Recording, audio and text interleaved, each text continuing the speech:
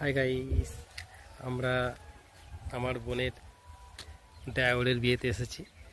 এখানে নতুন একটা মন্দির হয়েছে, দেখতে এসেছি। খাওয়া দাওয়া করেই ঘুরতে এলাম। আশা করি তোমরা সবাই ভালো আছো। আমাদের খুব আনন্দ হচ্ছে আজকে এই বাঁধে ঘুরতে এসে।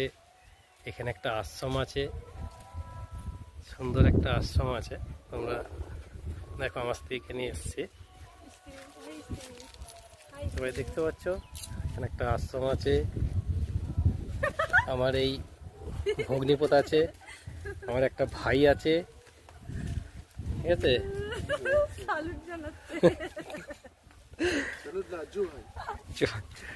ওকে, দেখো আর আম বগল বগল উঠেছে। বাহ, টাটা।